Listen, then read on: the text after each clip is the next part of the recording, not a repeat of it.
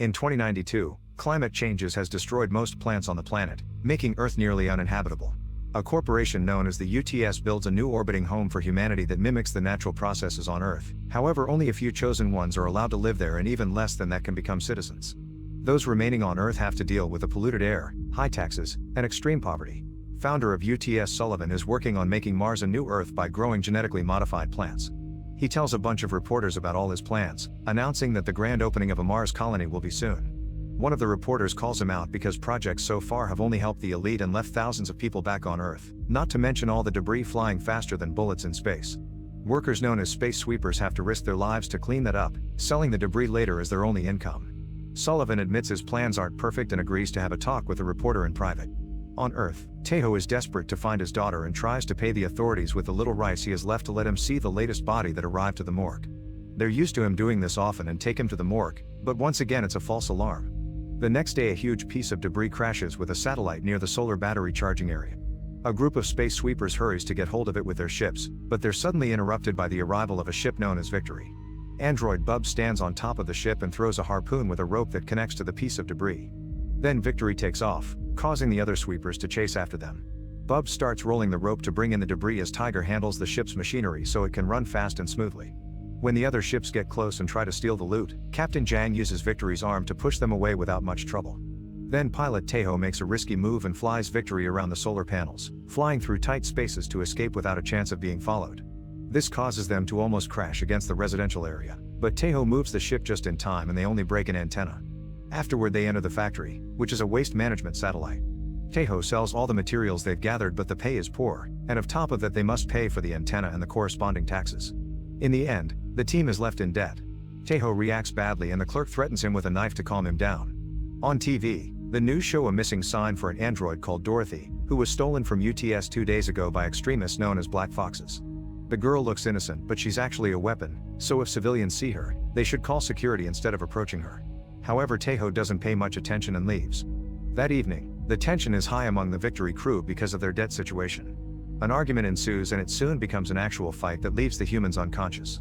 Bubs puts away her money in a box, revealing she's the only one that has been keeping proper savings. Her dream is to get a better body with synthetic skin. Later the crew goes out to work on the debris they picked up, which turns out to be a broken ship in a rather good condition considering it came from an area full of nanobots that eat metal up. Suddenly some lights activate inside the ship, so they open up the cargo box and watch a bunch of airbags float out. Hidden among them, they're shocked to see Dorothy. They take her into Victory and Tejo can't help thinking about his own daughter when he looks at her.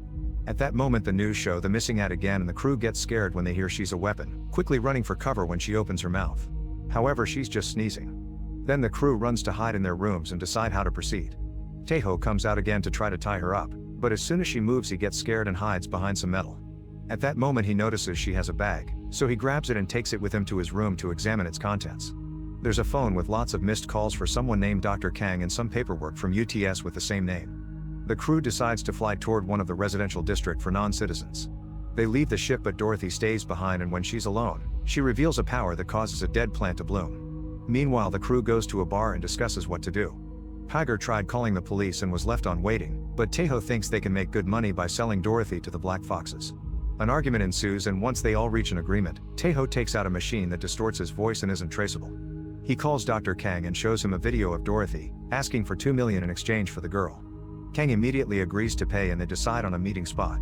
While the crew dresses up for the exchange, an alert rings in the computer, revealing that police are coming. They immediately take off the disguises and hide the girl, acting normal right before an officer comes aboard. The cop explains his station got a call from this ship and notices Tiger gesturing at someone behind a door. With a taser in hand, he enters the room to search for anything suspicious, but Dorothy sneaks around and always stays hidden. Tejo takes some of Bub's savings and puts in the cop's hand before the guy pushes him away.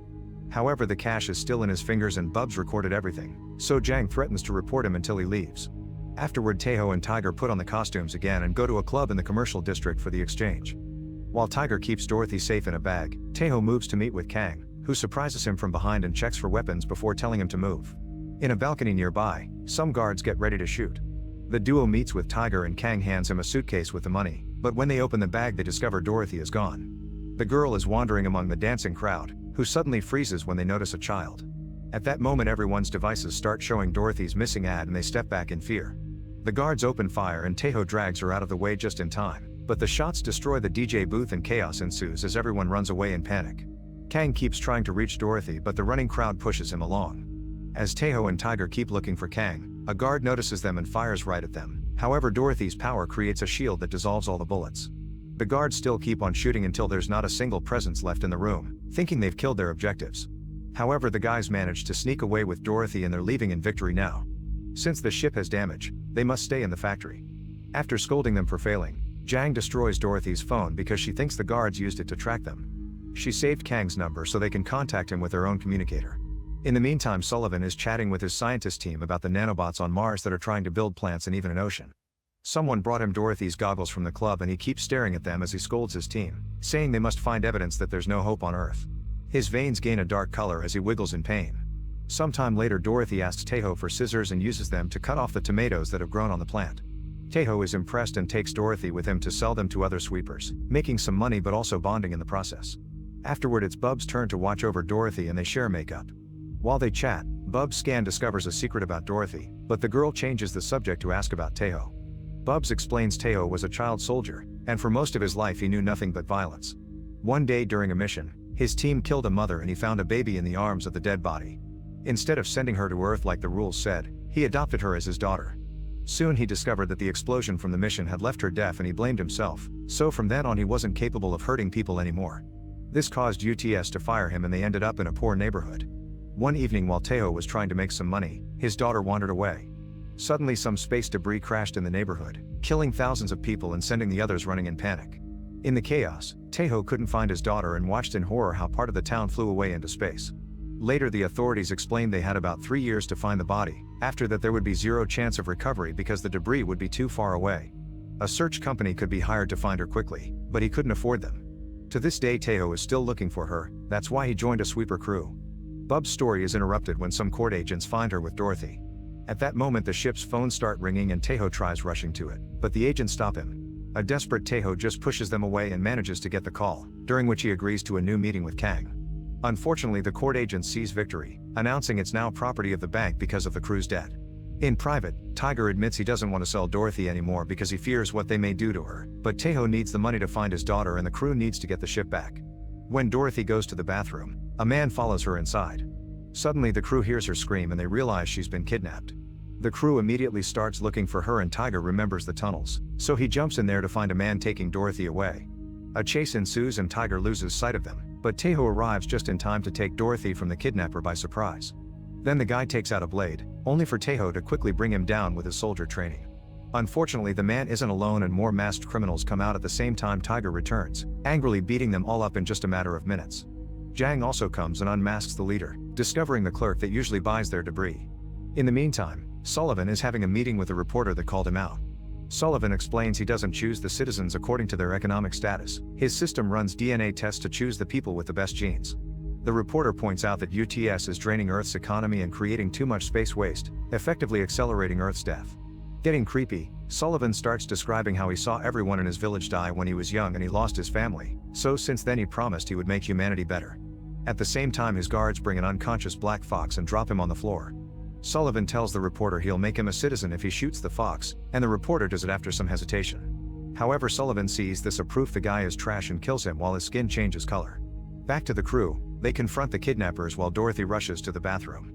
Jang points out robots don't poop and concludes Dorothy is human, which Bubs confirms. Then she uses a special light to reveal the kidnappers' tattoos, proving them to be black foxes. The group explains the foxes aren't terrorists, they're actually an environmental organization. Dorothy was born with an illness that destroys her nerves, so her father Kang injected nanobots into her body. These repaired her nerves but also gave her special powers to make plants grow. This meant she could heal Earth and Sullivan's Mars project wouldn't be needed. When Sullivan heard about Dorothy, he sent his guards to kill her. The labs and scientists that worked with her were destroyed, but Dorothy couldn't be killed because the only way to kill a nanobot is to use a hydrogen bomb. Such a bomb can be found inside the factory's anti-gravity system, so the soldiers want to put her there and blow it up, then the factory would crash on Earth and cause enough natural and nuclear disasters to finally put an end to it. In short, Sullivan wants to cleanse humanity. Suddenly they hear some gunshots and discover the soldiers have arrived at the factory and are looking for them by hitting any person they see in the way. The foxes escape through the back door while Jang and Tiger walk normally through the corridors, pretending they're random workers. Taeho takes Dorothy and they escape through the vents, but Dorothy sneezes and a soldier sees them. They start moving faster as the soldier opens fire and Jang creates a distraction by activating Victory. Taeho and Dorothy manage to make it to a bridge and run as they dodge the fire from the guards, jumping at the last second to grab onto the ship before it leaves. When a soldier also jumps and lands on top of Taeho, it pulls at Dorothy until they're both falling. The soldier makes a perfect landing and gets ready to catch the girl, only for Tiger to swing by and catch her first. Once everyone is aboard, Taeho flies out as fast as possible. There are missiles following them and one explodes too close to the ship, sending it flying into the debris field. Soon Victory starts failing and the crew can't keep up with all the necessary repairs, which allows a nanobot infestation to get into the ship. As the nanobots cover the entire Victory, Dorothy activates her powers and sends them all away in seconds. Then she passes out and Tiger notices her heart has stopped, so he immediately starts CPR. To his surprise, Dorothy farts and wakes up as if nothing happened. Soon Victory leaves the debris field and picks up the news, which announced the crew members are now wanted criminals. They've been classified as members of the Black Foxes and even blamed for the attack at the club and the factory. At the same time, Sullivan is going through a medical treatment while looking at the crew's files. Jang used to be an engineer for the UTS Genius program and invented some important devices, however she deserted at 19 for form an anti-UTS organization. She tried to assassinate Sullivan but failed, and her whole group died during the attempt. Tiger used to be a cartel leader on Earth who fled the planet to avoid capture since he was sentenced to death. If he's ever caught, he'll immediately be executed. Taeho was the inaugural commander of the Space Guard and the first soldier who Sullivan carried into the company in his own arms. Moments later, the Victory crew gets a message from the Foxes and they meet inside an old colony. Soon they come aboard and Dorothy runs to reunite with Kang while Jang notices something strange. This place is covered with EMP explosives, which then activate and shut down all the ship's systems plus Bubs. At that moment the soldiers enter Victory and start shooting down the Foxes before kidnapping Dorothy. Jang's crew tries to help her, but the soldiers quickly knock them down. The trio only gets arrested, but all the Foxes are killed including Kang. Sullivan arrives and puts a hand in Jang's mouth to extract a microchemical bomb that she almost used for self-destruction. He doesn't kill anyone because of their shared history and instead monologues about his plan. Then he drops a bunch of money as payment for Dorothy, mocking Taeho for grabbing it to find his daughter. Afterward Sullivan tells his people to put Dorothy in the factory and crash it on Earth. Then he appears as a hologram for all the UTS citizens and announces Mars is ready to be lived in. Back in Victory, Taeho is collecting his part of the money, but the others consider it dirty and don't want it. In fact they want to rescue Dorothy and ignore Taeho when he says they'll die trying. While Dorothy is tied to the hydrogen bomb, Taeho goes to the search company and pays them to find his daughter. While waiting he looks at her old things and finds some loving words she wrote for him even though during those days he was only a drunkard that ignored her. Realizing he's doing the same now, Taeho runs back to Victory and agrees to help rescue Dorothy. As Taeho flies as fast as he can, Jang takes out her old gun from her rebel days and stands outside the ship to open fire at the incoming soldiers. She can't keep up with everything, so Bubs comes out and starts swinging among the enemy ships, destroying them with her harpoon. Unfortunately the harpoon breaks and Bubs has to go back. Taeho asks Tiger to push the machinery to its limits and starts flying toward Earth, only to pull Victory back at the last second. The missiles following them aren't fast enough and burn down when crossing the atmosphere. There are still a few ships following them, but Victory goes fast and enters the factory just in time. The crew rushes inside the gravity chamber and rescues Dorothy. Jang checks on the bomb's programming and discovers the detonator is inside it, so it'll go off if she tries to hack it. They need to take Dorothy over 5,000 kilometers away so the shockwaves won't destroy her nanobots. Their discussion is interrupted by the arrival of a soldier, who quickly knocks Taeho and Jang out. Tiger tells Dorothy to run back to the ship while Bubs tries fighting the soldier, but she is easily defeated too. Then Tiger tackles the soldier into a corridor and locks the door behind him. Tiger tries his best to fight, but the soldier is too strong and easily beats him up. A desperate Tiger chooses to open the hatch, causing both of them to be sucked out by the pressure change. With his axe, Tiger defeats the soldier and climbs back into the chamber. The crew gets ready to leave only to hear there are attack drones coming. Jang opens communications with the other sweepers and explains Sullivan's plan, asking for help. Jang flies Victory out of the factory as fast as possible as Jang shoots as many drones as she can. When they make it outside, they discover all the factory workers and other sweepers waiting in their ships. By working together, the sweepers start bringing down dozens of drones at the same time with impressive aim, allowing Jang's crew to safely fly away to save Dorothy. Meanwhile, the recording of Sullivan's monologue made by Victory is sent to the news and now all humanity knows the truth. A furious Sullivan leaves in his own ship and finds Victory, opening fire to stop them. Jang fires back as Taeho flies as fast as possible, but all the shaking causes some metal to fall and trap Jang under it. Suddenly Sullivan uses a mechanical arm to hit Victory, and Jang ends up floating away from the ship. Next Sullivan climbs on top of Victory and Bubs tries to stop him, only to get cut in two.